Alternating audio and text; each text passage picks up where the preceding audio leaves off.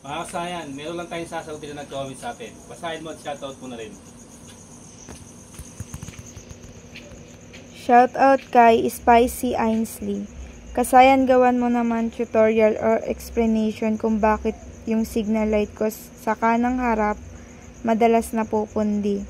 Laging dun lang kasi yung ibang signal light never nagka-issue. Papalitan ko ng bulb, gagana, tas mga isang buwan mapupundi ulit. LED bulbs nga pala signal light ko. Pati flasher relay pinalitan ko. Wala na ako ginalaw sa wirings. TMX 125 yung motor ko. Nag-comment siya sa Euro 150 daang hari, fast blinking signal light, paano ilagay? Ito siya kasayan na. Ito yung pagtitestingan natin. Parehas din naman to ng ng TMX 125. Kasi ito naka-open na. Meron naman tayong TMX 125 dyan.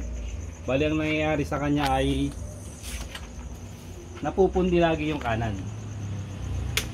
Yung kanan lagi kasi ang napupundi ng kanyang signal light.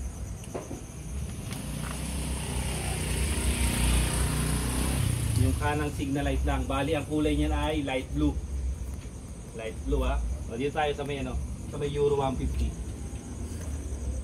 Tapos naka-LED na siya. Euro 150 natin, naka-LED na Ito LED na rin to kasi naka fast blinking na siya. Ngayon kasi kung mapupundi yung ganito mo, ang i-check mo diyan, una-una yung wire harness niya. Try tayo sa wire harness. Pagka LED, ibig sabihin ay hindi na siya pwedeng mabaligtad. Ito ito hindi diretsuin natin dito kasi ito palit na to Ito yung wire niya. Siya kasi light blue yung kulay niya. Tapos ito yung ground, yung kulay green. Ayan siya. Ito checkin natin to. Yung wire natin, diretsuin natin siya Diretsuin natin dito, dapat wala siyang nadidikit. Halimbawa, dito siya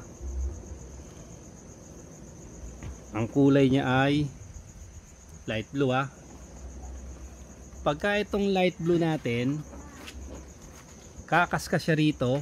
Ito halimbawa, kumaskas siya rito. Habang dumidikit siya rito, nagga-grounded siya. Papansinin nyo halimbawa ito sample lang to. Maraming mga signal light ang nangyayari dito. Kumakaskas siya halimbawa, ito yung pinaka sample, dito siya kumaskas. Magkakaroon siya ng grounded. Kakaskas, mawawala, kakaskas, mawawala. Pag napasobra, saka pa lang siya mapupundi. Yung ibang wire naman, nagkakaroon naman siya ng halimbawa, ganito naman siya Ito, may talop yung isa. Ayan, ganyan yung ground. May talop siya, tapos ididikit naman to yung light blue, magdidikit naman siya.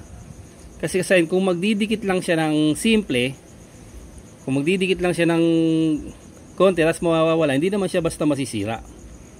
Kung konti lang yung ididikit sa kanya. Pagka matagal na yung didikit sa kanya, saka pa lang siya saka pa lang siya yung masisira. Kaya inaabot pa raw siya sa comment niya, inaabot pa siya ng 1 buwan. Ngayon, pwede rin dito kasi sa pinaka niya, kukuha tayo ng signal light.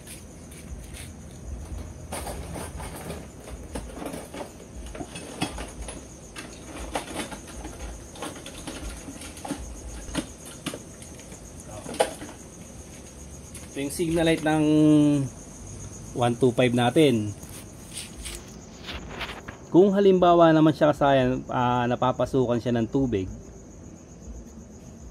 siyempre magdidikit to. Halimbawa, meron na ritong may dito dumadaan yung tubig tapos pupunta diyan sa may pinaka valve natin. Magdidikit siya para magdikit yung positive at negative. Yan Pag nagdikit to, magkakaroon ng grounded. Pag dumikit siya ng matagal, mapupundi yung valve natin. Pero kung yung grounded nito ay laging nakadikit, automatic hindi tatagal yung valve mo. Mapupundi ka agad siya. Mabilis siyang mapundi.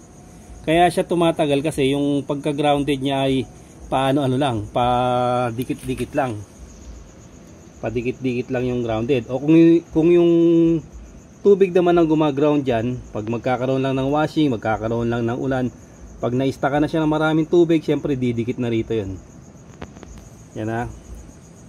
Isang positive siya at isang negative. Yung signal light natin na isang positive at isang negative.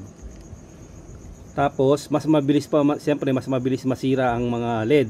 Meron din naman siya na na apat. Halimbawa, apat naman yung mo ha. Apat. Tukan mo to. Papakita ko naman halimbawa yung LED na ginagamit natin.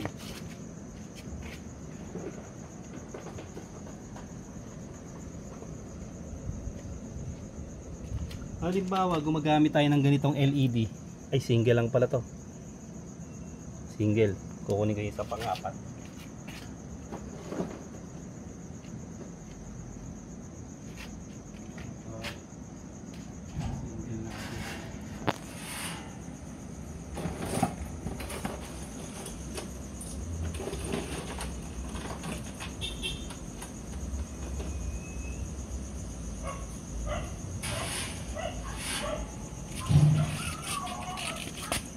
Ito siya kasaya, no?